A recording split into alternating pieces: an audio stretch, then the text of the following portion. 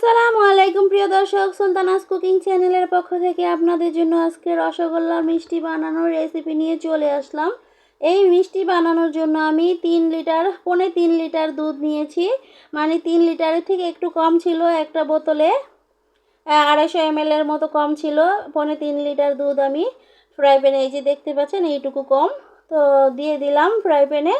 এখন এটাকে আমি ভালো করে নেড়ে চেড়ে জাল করে নিব, যাতে নিচে লেগে না যায় দুধটা। এই জন্য নিচে লেগে গেলে ছানার মধ্যে কিন্তু গন্ধ হবে। আর এখানে 1/2 কাপ পরিমাণ লেবুর রস আমি দিয়ে দিলাম। এইটুকুতেই আমার হয়ে যাবে ছানা কাটা।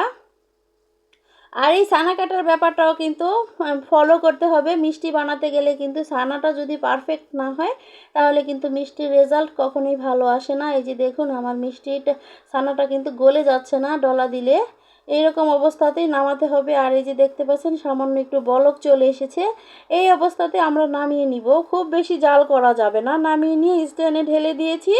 এখন ঠান্ডা পানি দিয়ে ছানাটাকে ভালো করে ধুয়ে নিতে হবে, যাতে করে লেবুর রসের যে টক ভাবটা সেটা না থাকে।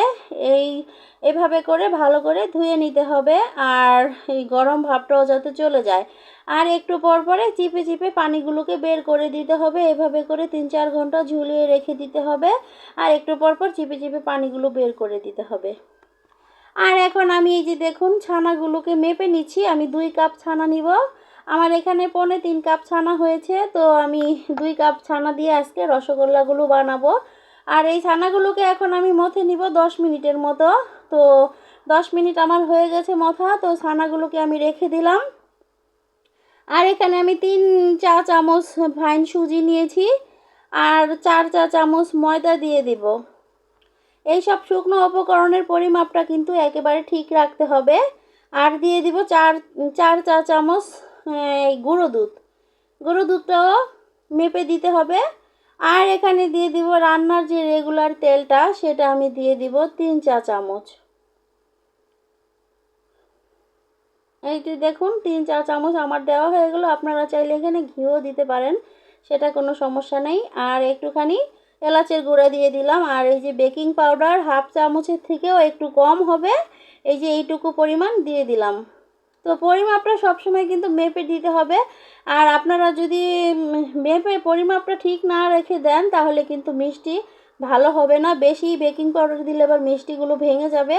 এই মাপ মতোই দিতে হবে। এখন এই যে আমি সব কিছু একসাথে মিশিয়ে নিয়েছি, সেগুলোর সাথে এখন আমি এই যে ছানাটাকে মিশিয়ে নিব ভালো করে। ছানাটাকে 5-6 মিনিটের মতো মথে নিব, যাতে করে সব ছানার সাথে এই যে শুকনো উপকরণগুলো দিয়েছি এগুলো যাতে ভালো করে মিশে যায়। ভালো করে মিশিয়ে নিতে হবে, এই কাজটা সুন্দর করে করে নিতে হবে।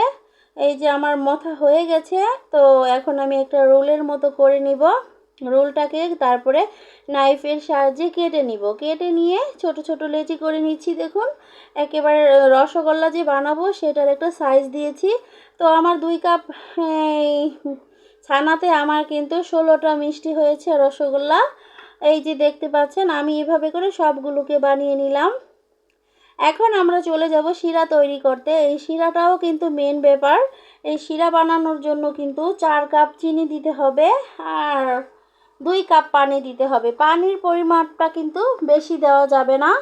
পানির পরিমাপ বেশি দিলে কিন্তু মিষ্টি ভালো হবে না।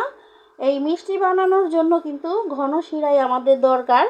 তো ঘন শিরার মধ্যে মিষ্টিগুলো দিলে মিষ্টিগুলো সুন্দরভাবে ফুলে উঠবে এবং মিষ্টিগুলো চুপসেও যাবে না, নষ্টও হবে না। তো আমাদের শিরাটা কিন্তু বলক চলে এসেছে। এই পর্যায়ে আমরা যে আগে থেকে বানিয়ে রেখেছিলাম মিষ্টিগুলো, সেগুলো এখন আমি একে একে দিয়ে দিব। তো এই যে দেখতে পাচ্ছেন সবগুলো মিষ্টি আমি দিয়ে দিলাম। এখন এই মিষ্টিগুলোকে ঢেকে দিয়ে আমি রান্না করে নিব পুরোপুরি 12 মিনিট। 12 মিনিট রান্না করব। আর এর মাঝে ফাঁকে ফাঁকে একটু করে খুলে দিয়ে মিষ্টিগুলোকে একটু নেড়ে চেড়ে দিতে হবে, এদিক থেকে ওদিকে সরিয়ে দিতে হবে, নয়তোবা একটার সাথে একটা লেগে থেকে টেপ খেয়ে যেতে পারে। সুন্দর রাউন্ড শেপ থাকবে না, গোল থাকবে না মিষ্টিগুলো। সেজন্য একটু মানে 3-4 মিনিট পর পর মিষ্টিটাকে নেড়ে চেড়ে একটার থেকে আরেকটা আলাদা করে দিতে হবে, সরিয়ে দিতে হবে। এভাবে করে আমরা ঢেকে রান্না করব। এই ঘন শিরার মধ্যে কিন্তু আমরা 10 থেকে 12 মিনিট রান্না করে নেব মিষ্টিগুলোকে। আর যখন নাকি এই যে আমাদের মিষ্টিগুলো 5-6 মিনিট পার হয়ে যাবে তখন চুলার হিটটা অনেক হাই হিট করে রাখা যাবে না, তাহলে কিন্তু আবার শিরাটা একেবারে ঘন হয়ে যাবে। এই যে দেখুন আমার 12 মিনিট হয়ে গেছে আর শিরাটা এরকম ঘন হয়েছে, এক তারের থেকেও একটু ঘন হয়ে গেছে। তো এটাতে ভয় পাওয়ার কোনো কারণ নেই। এখানে এখন আমরা গরম পানি করে রেখেছিলাম সাইডে আরেকটা চুলাতে, সেখান থেকে আমি 3 চামচ এই গরম পানি দিয়ে দিলাম। এখানে 3 চামচ গরম পানি দিয়ে এটাকে আবার ঢেকে আমি রান্না করে নিব 5 মিনিটের মতো। 5 মিনিট রান্না করে নিয়ে আবার আমি এটাকে পানি খাওয়াবো। আর এই যে মিষ্টিতে কিন্তু অবশ্যই পানি খাওয়াতে হয়, পানি না খাওয়ালে কিন্তু মিষ্টি ভালো হবে না এবং এই রাউন্ড শেপও থাকবে না, আর মিষ্টিতে কিন্তু শিরাও খাবে না। এতক্ষণ যে আমরা ঘন শিরার মধ্যে যে মিষ্টিটাকে রান্না করেছিলাম, মিষ্টিতে কিন্তু শিরা খেয়ে নিয়েছে যথেষ্ট পরিমাণে। তো এখন আমাদের এই মিষ্টিগুলোকে শুধু 4-5 মিনিট পর পর পানি খাওয়াতে হবে। তো দেখতে পাচ্ছেন আমি আবার দ্বিতীয়বার পানি দিয়ে দিচ্ছি মিষ্টিগুলো এখন 4-5 মিনিট পর পরই পানি দিতে হবে। তো আমি প্রথমে 3 চামচ দিয়েছিলাম, এখনও আবার 3 চামচ পানি দিয়ে দিলাম। আবার রান্না করে নিচ্ছি মিষ্টিগুলোকে, আর একটু পর পর একটু নাড়িয়ে চাড়িয়ে এদিক থেকে ওদিকে সরিয়ে দিচ্ছি, যাতে করে একটার সাথে একটা লেগে না থাকে, লেগে থেকে ট্যাপ খেয়ে না যায়। তাহলে মিষ্টিগুলো কিন্তু সুন্দর হবে এবং একটার গায়ে একটা লেগে থাকবে না, আর রাউন্ড শেপ থাকবে, শেপটা ভালো থাকবে। এই জন্য এভাবে করে সরিয়ে দিতে হবে, এই আর কি। আবার আমি যে পানি দিয়ে দিচ্ছি দেখুন, এখন আমি 2 চামচ দিয়ে দিলাম। প্রথমে আমি 3 চামচ করে পানি দিয়েছি 2 বার, এখন আমি 2 চামচ পানি দিয়ে দিলাম। আবার ঢেকে দিব, ঢেকে দিয়ে আবার রান্না করে নিব কিছুক্ষণ, 3-4 মিনিটের মতো বা 5 মিনিট, এটা কোনো সমস্যা না। তো আমি আর কি টোটালে এই মিষ্টিগুলোকে 1 ঘন্টা রান্না করব। তো মিষ্টিতে কিন্তু অবশ্যই 7 বার মিনিমাম পানি খাওয়াতে হবে, তাহলে কিন্তু মিষ্টির শেপটা গোল থাকবে, রাউন্ড শেপ থাকবে এবং মিষ্টিগুলো একেবারে নতুন দোকানদারদের মতো ভালো হবে, খেতেও খুব মজাদার হবে। তো এই যে দেখুন আমি আবারও পানি দিয়ে দিচ্ছি, এটা আর কি টোটালি আমি 7 বার পানি দিয়েছি, এটা এখন আমি লাস্টে আরও 3 কাপ পরিমাণ পানি দিয়ে দিলাম একসাথে করে। এখন আমি আর এগুলোকে রান্না করব না, মিষ্টিগুলো আমি 1 ঘন্টা ধরে রান্না করেছি আর 7 বার পানি দিয়েছি, এই পানিটা লাস্ট দিয়ে দিলাম। এখন আমি দিয়ে একটা জাস্ট বলক তুলে নিলাম, বলক তোলা আমার হয়ে গেছে। এখন আমি এটাকে আর জাল করব না, এটাকে আমি এখন ঢেকে রেখে দিব সারা রাত রেখে দিয়ে পরের দিন সকালে দেখুন মিষ্টিগুলো শিরা খেয়ে একেবারে ফুলে টইটুম্বুর হয়ে আছে, অনেক সুন্দর হয়ে গেছে মিষ্টিগুলো, দেখতে পাচ্ছেন অনেক বড় বড় হয়ে গেছে। এই তো দেখুন আমার রেসিপি যদি আপনাদের কাছে ভালো লাগে প্লিজ লাইক কমেন্ট শেয়ার করবেন।